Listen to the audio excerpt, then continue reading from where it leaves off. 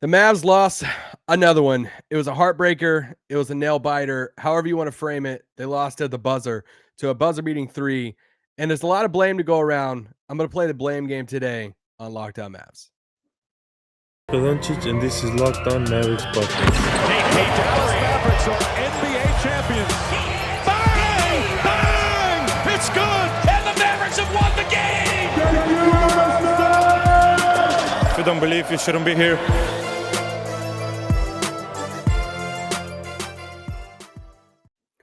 Welcome to Locked On Mavs. This is one of your co-hosts, Isaac Harris, contributor at Mavs.com. Riding solo tonight after this Kings game. It's time for the blame game. I'm going to play the blame game today on who to blame for this last play. We're going to kind of dissect it, go through it. I just had to turn Twitter off a little bit ago. I'm like, all right, I got to do a podcast. But as you guys know, Nick is out for the rest of this week. He's already enjoying New Year's in Ohio. I don't know what you do for New Year's in Ohio, but you know what? He's enjoying it. He's enjoying time with family. He needs some time away. But this podcast is brought to you by Truebill. Truebill is the new app that saves you money by helping you identify and stop paying for the subscriptions you don't want or need, and can even negotiate better deals on those you want to keep. Like I said at the beginning, the Mavs lost to the Kings, and it was kind of like a little roller coaster of a ride here. You know, I went into this game and I was pretty excited about going to the game because you guys have been watching these games just like I have over the past few weeks. And there's been kind of this like rejuvenized energy around the team. You know, we talked on yesterday's podcast with Jake Kemp from The Ticket. If you haven't listened to that, go back and listen to that podcast. And we kind of talked about the hardship Mavs, you know, what a lot of people have coined them, and just how fun, energetic they've been, how, you know, they've been playing pretty good defense as of late. We'll see how, you know, I think everybody's wondering how they're going to translate once Luka and the rest of the guys are back. So let's do some little housekeeping with the roster a little bit at the top here. So at the top of the day yesterday morning, we learned kind of bummer news, to be honest. You know, obviously health and safety and everything is number one priority, but just looking at the basketball standpoint, we learned that Boban and Brandon Knight entered into health and safety protocols. And we all know the story of Brandon Knight right now, and we've seen his quotes with Callie Kaplan. We've seen his quotes after the game, and we hear just how excited he is to be. He said he shed tears, you know, when he got the call, and to be back in an NBA uniform and just that journey back to the league. You can't help to root for him, a vet, and excited for him. He played good basketball the other night, 18 points off the bench. And bam, now he's in protocols. Now we'll see. We don't know. There's been so many things that going back and forth, how long a player could be in protocols and the amount of days and asymptomatic. I'm kind of confused at this point, because I even saw a new thing today that they took another day off of that. So at this point, I'm just waiting to see when somebody tells me a player is going to be able to play. That's when they'll play, instead of me trying to do the math and trying to figure out when somebody can play or not. So the Mavericks go out and they sign Isiah Thomas. Now, before I hit record on this pod, I went through the DMs, both in Locked On Mavs, myself.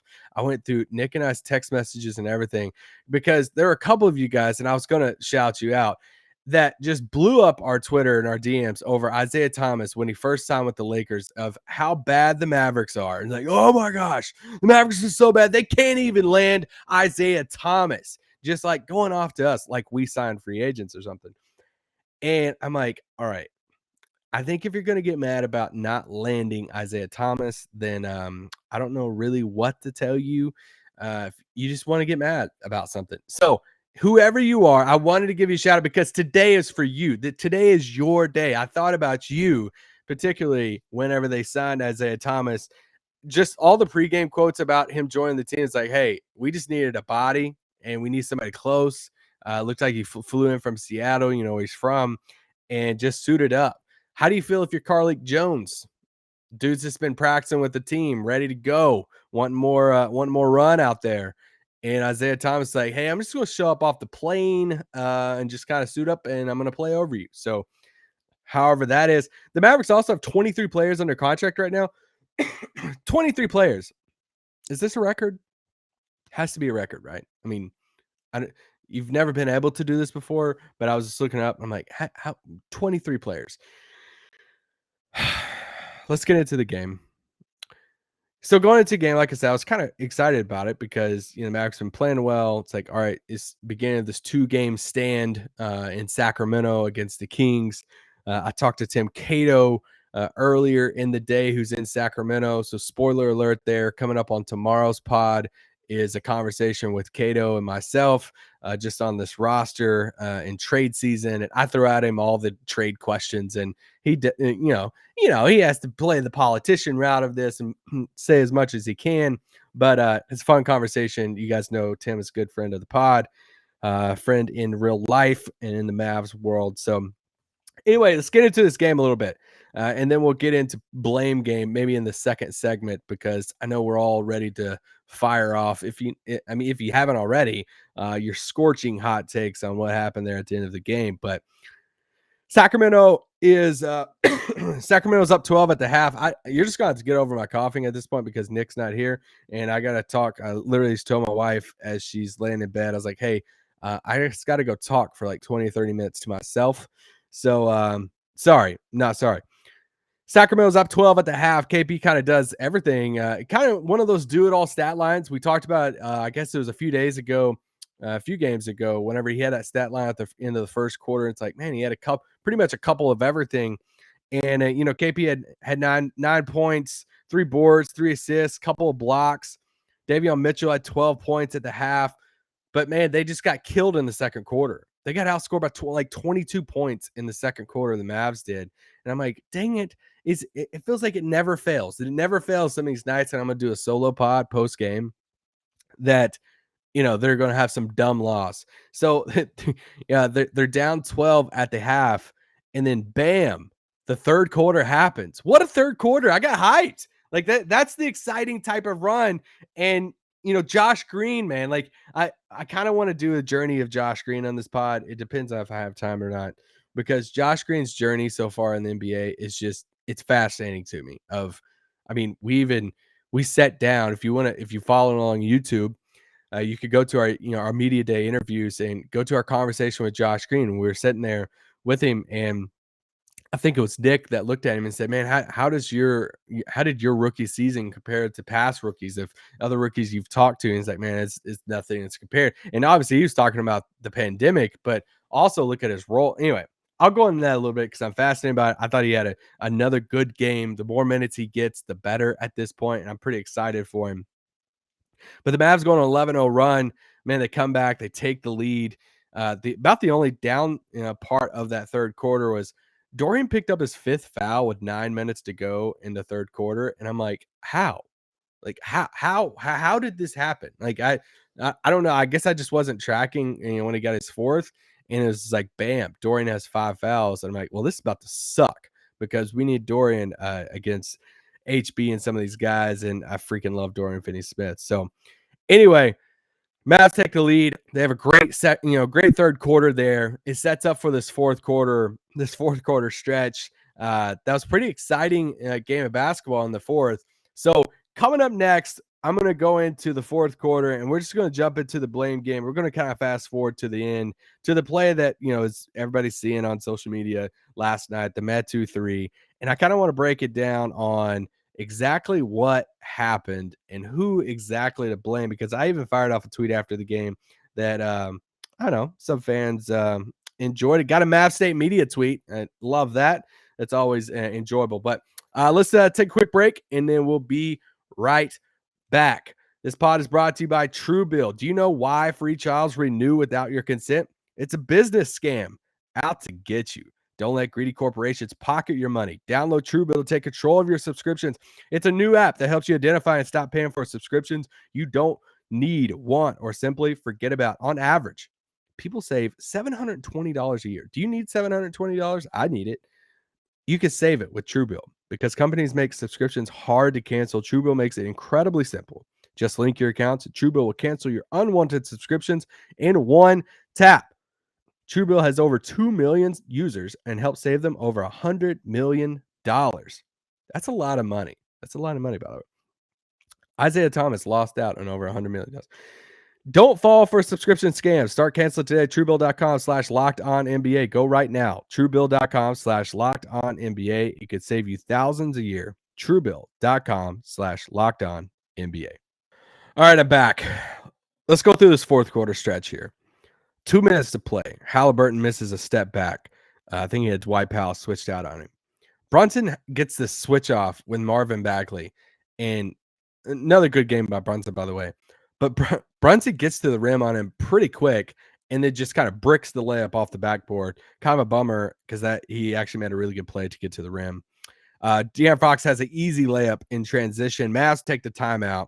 Brunson comes out of the timeout and Brunson has mastered hey, I'm going to drive and then just stop on the dime and shoot this jumper. Just drained it. I can't get past the fact of how much Brunson has improved off the dribble this season. I've been so impressed with his ability to do that this season, his ability to stop, go.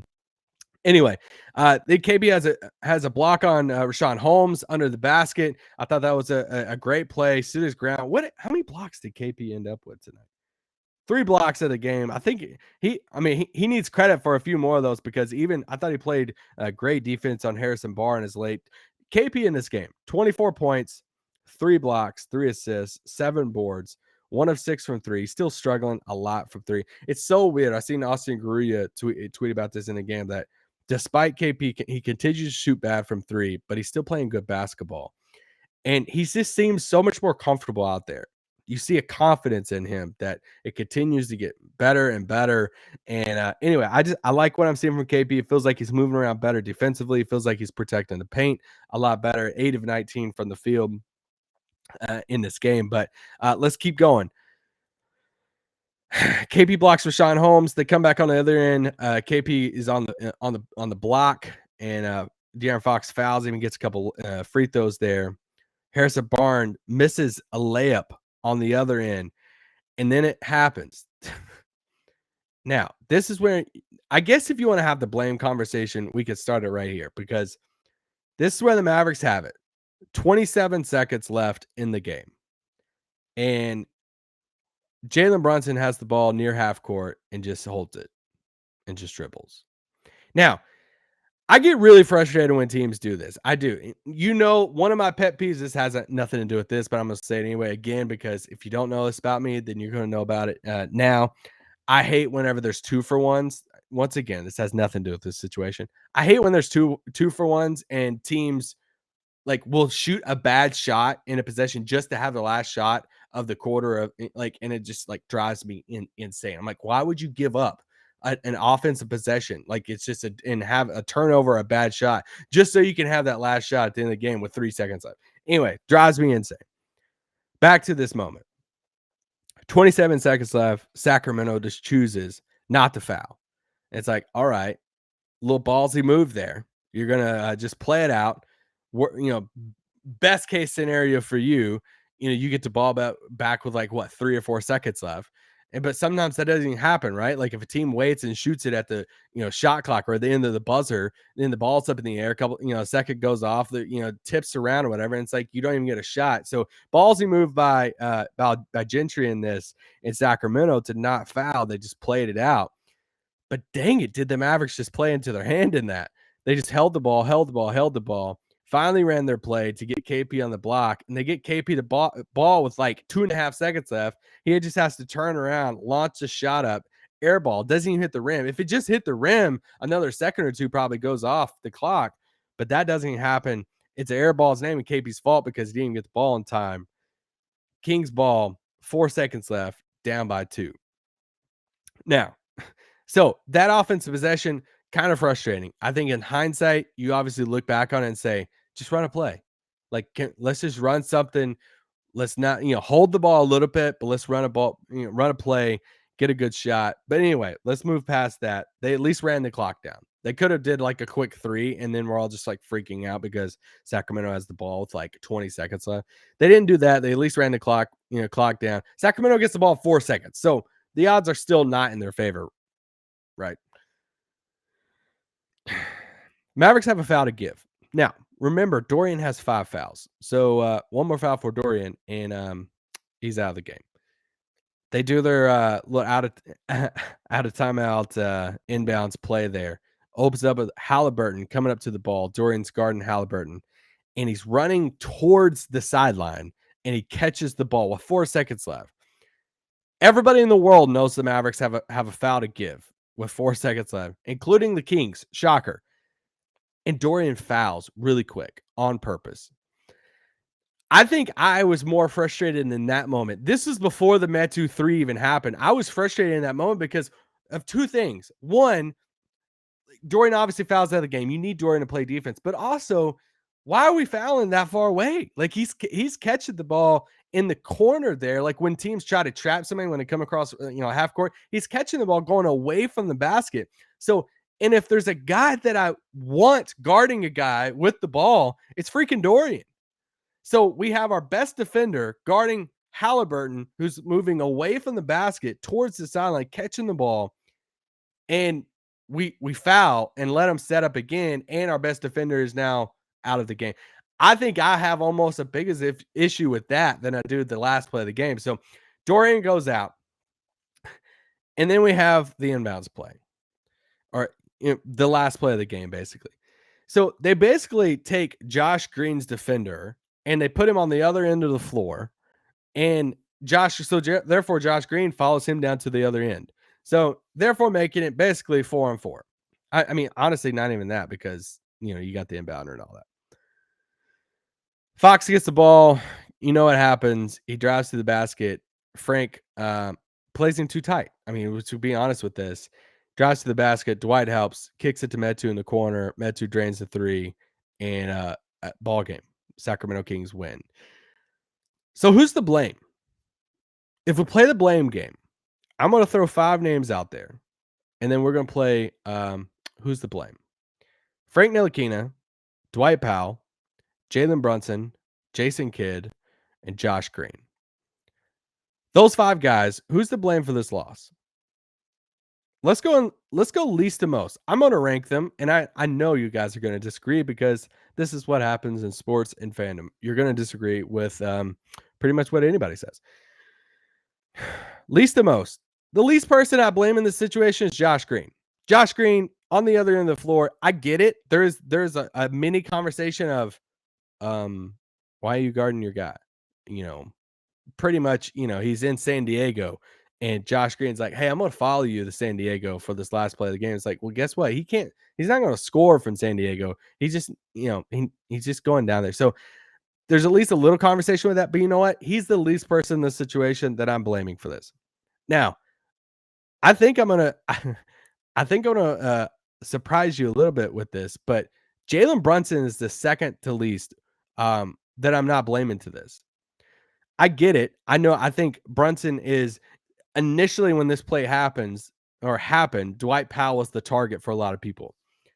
Then once people saw the replay a few more times, it's like, no. Jalen Brunson is the guy that you should be blaming this, because Brunson was guarding Harrison Barnes. And whenever Dwight helped to De'Aaron Fox, driving the paint, it was Brunson's rotation to go over and guard Metu in the corner. Now, going back and watching the replay, Brunson had his back to Metu in the corner. So Brunson is watching Fox in one hand, or, if you want to do his like right side, right shoulder, right arm, he's watching De'Aaron Fox, drive down the lane. Remember, there's only 4 seconds on the clock here, so this is a lot of decision making here. Then he's open up and he's looking on his left side to Harrison Barnes at the top of the key. To his back is the corner of Metu. So I put Brunson fourth on the blame, if we're doing this top 5 of the blame list here, because I just don't think it was possible for Brunson to even make a play. Like, we're talking 4 seconds. So if he would have left Metu, or if he would have gotten to Metu to at least contest the 3, that means he would have had to kind of pre-leave, Harrison Barnes as De'Aaron Fox was driving through the paint. And you know who I would rather leave open? Metu over Harrison Barnes for a 3-pointer. So I honestly think, like, Brunson, he had to make that decision as De'Aaron Fox was driving, and I think he made the right decision on that. Whether he could have or not, that's a different, equation, or a different, conversation for him to be able to turn around and get to Metu. But I actually don't blame Brunson as much for this 3-pointer. We're gonna take another quick break, and then we'll be right back as I'll finish out the blame game and the top, I guess the top 3 at this point for who to blame on that last play of the game. This pod is brought to you by BetOnline. BetOnline has you covered this holiday season with more props, odds, and lines than ever before as football continues its march through college bowls this season. This weekend, big weekend, college football. Whoever loves college football. BetOnline remains your number one spot for all sports action this season. Head to the website, use your mobile device to sign up today and receive your 50% welcome bonus on your first deposit. Just use our promo code LOCKEDON to receive your bonus. For basketball, football, NHL, boxing, UFC, BetOnline has it all. It's the fastest, easiest way to bet all your favorite sports. So don't wait to take advantage of all the new amazing offers available. BetOnline, where the game starts. Guys, thanks for making Locked On Mavs your first listen. If you need a second listen, Locked On Now. Listen to Locked On Now podcast feed. You get all the updates of all the games and from all the local hosts every single day. So make sure you download, subscribe to that podcast. Okay, let's finish out the last 3. Dwight Powell is number 3 on my list of this. I fired off a tweet right after the game of, hey, like, you live with the Metu 3. Some fans, enjoyed that. They came at me pretty good from it. I closed the app, came back from it. It's always that feeling when you open up the notifications thing and there's a scroll bar and you're like, what the crap did I just say? I need to go back and read it. Thankfully, Bobby made me feel sane about this because I'm like, dang, am I crazy? I start reading all the tweets. I'm like, man, am I really dumb? It's like, I get it. Like De'Aaron Fox, if you gave up the layup, you're going to go to overtime. 2 is better than 3. But I'm like, you know what? Am I crazy for, not, or am I crazy for wanting like the Metu 3 in that, scenario over the De'Aaron Fox, contested, like all that. Basically, Dwight Powell made a choice. He left Metu in the corner and said, hey, I'm going to, try to defend the rim here with De'Aaron Fox getting, to the rim. It was a choice. He gets some blame on that, right? I mean, he has to because he left his guy. Now, the guy he left to shoot the 3-pointer, he's shooting 14% from 3 over his last, I'm just going to say a lot of games on this, but you know what? I should have it in front of me. I think he's a career 27% 3-point shooter. Basically, let me sum it up. He's not very good. He's not going to be in your 3-point shootout contest. I don't think Cat thinks he's competition for the best shooting big man in the game, and I don't think he'll ever get close to Dirk in that, but I could be wrong. Who knows? He might be a sniper one day. He chose to leave him open. He obviously drained it. And I think it's super popular. It's super fun to say in hindsight, why would you ever leave, any NBA player wide open for a 3? I get all of that. He hit it. It's frustrating. I'm mad, but the dude sucks at shooting 3-pointers, and he hit a couple tonight, including the game winner. So you have to blame Dwight a little bit because he made the choice to defend the guy shooting the 2-pointer that would have sent it to overtime if he did make it. And he left the guy wide open for the 3-pointer to win the game. I get the math in that, but there's also math to show that it was kind of the right decision. Second person I blame in this, I'll leave one. There's only one player left after this, but this one's not a player. I blame Jason Kidd for a little bit of this. Some of those things down the line that I laid out, I think he deserves some blame. Like the whole Dorian fouling with 4 seconds to go, like no matter what, even to foul out of the game and all of that, I think he deserves some blame for that. I think he deserves some blame for that last offensive possession, which Brunson pretty much just, hey, let's just hold the clock, hold the ball until the clock runs down basically like 4, and let's just try to get something going then. And then I don't know what the communication was for that last play of, hey, if somebody gets to the rim, you just let him have the 2, guard the perimeter. I don't know what it was, but I think Kidd does deserve a little blame for that. And I think number one guy, and this hurts my soul, but I think the number one guy, and I don't think, I got off Twitter after the game a little bit, but I've seen a lot of blame going towards Jalen Brunson. I've seen a lot of blame going towards Dwight Powell. And honestly, I don't think either one of them deserve as much blame as Frank Ntilikina. I think Frank Ntilikina is the biggest person to blame in this last play of the game, because Frank chose to guard De'Aaron Fox super tight, 30 feet from the basket, give him space. And so Frank's choice in that moment, Frank missed that. Frank played that bad. Frank closed out and too quick, too tight, and it jacked up the entire play because De'Aaron Fox is a very, very fast player. Give him some space, and he closed out too much. He played him too tight. De'Aaron Fox blew past him, and then it made Dwight Powell make the decision. Do I get, that's the thing. It's like a lot of people want to blame Dwight in this, like, oh my gosh, why did Dwight shouldn't even had to help. Frank should have been standing in front of, De'Aaron Fox this whole time. He should have played him, a little bit farther off. I know it's easy for me to say as I'm not a player, but if we're going to assess blame in this, I think Frank deserves more blame than Jalen Brunson or Dwight Powell. I do want to shout out a few positives from this game real quick. Isiah Thomas, I don't know really what to think of the experiment in this. He had 6 points. He was -1 in this game, 3 of 8 from the field. I mean, Jason Kidd loves vet point guards. I mean, you see him with Brandon Knight. He brings Isiah Thomas. He plays 13 minutes. Basically getting off the plane. He's a defensive liability. I just don't know what to think. I mean, I guess I got to see him more, and we'll see. I liked what I seen from Brandon Knight more than Isiah Thomas. But if you go back to Brandon Knight's first game, there were some people tweeting that he was washed up and done, and now a lot of us love him. So anyway, we'll see what happens with Isiah Thomas IT over the next few days and I guess week, but he's super popular. He seems like a super fun guy to at least root for and be happy for. So it's cool. It's kind of weird seeing him in a Mavericks jersey, but you know what? I'll tell you something. What I do feel strongly about the collared, I guess warm-ups. I'm not here for. Sorry, the collar is too big. Collared shirts as warm-ups are just very strange to me. And sorry, not sorry. Josh Green.